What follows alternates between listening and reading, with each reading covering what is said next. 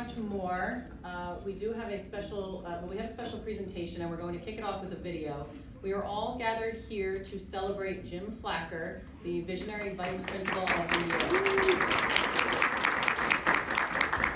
So Dr. LeBrera and I had the pleasure of being down in Atlantic City to see Jim receive his award at the NJPSA conference.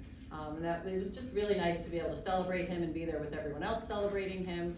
And so what I'm going to do before we go any further is ask Andy to show the video that was made about Jim and for Jim.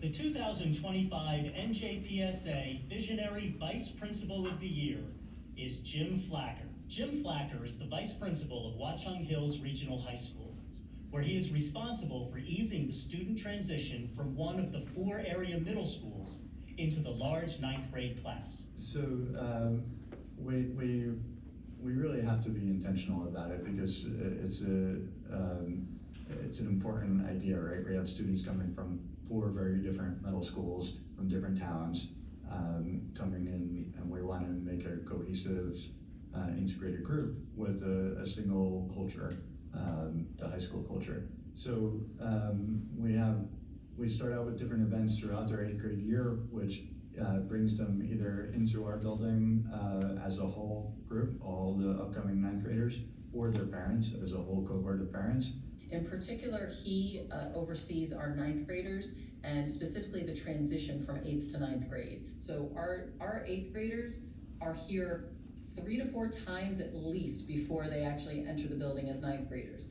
In addition to the days that they come for different events during their 8th grade year, we have some evening events for parents and students, some that are just for the students that bring all of the 8th graders from all 4 districts together. Sometimes students get overwhelmed when they first come in, right? There's a propensity when you're a 9th grader to worry or to not feel acclimated or to feel as if you're on the outside looking in. So it's a real point of emphasis for us to blend our 4 sending districts to 1 in their 9th grade year.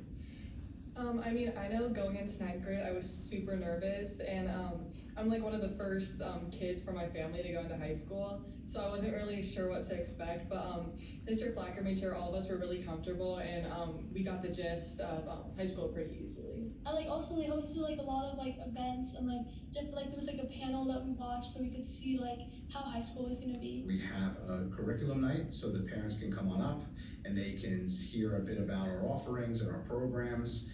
And then we have separate events and nights for the 8th graders themselves to come up to the school. They can find out about a range of co-curricular offerings as well as our athletic programs.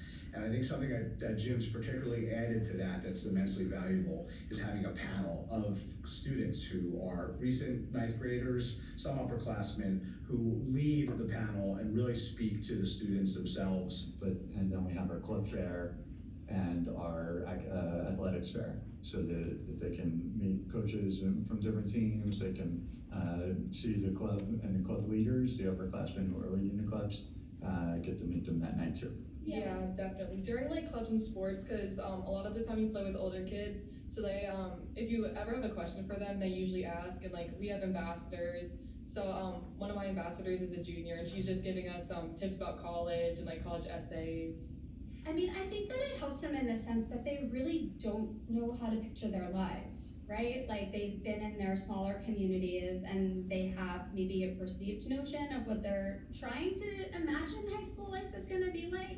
But I think that once they start to talk to the current students, it feels a little bit more real, it feels a little bit more tangible, and they're maybe getting some more concrete answers to some of their concerns. But also we're starting to run a character ed program, and that really is student-led from our student leaders, and they get a group of students that they work with throughout their 9th grade year. And Jim helps staff this and oversee this so that the 9th graders connect with the upperclassmen, and then when they become upperclassmen, they can pay that forward by meeting the new class. So we create a cycle of belonging and a culture of acceptance here.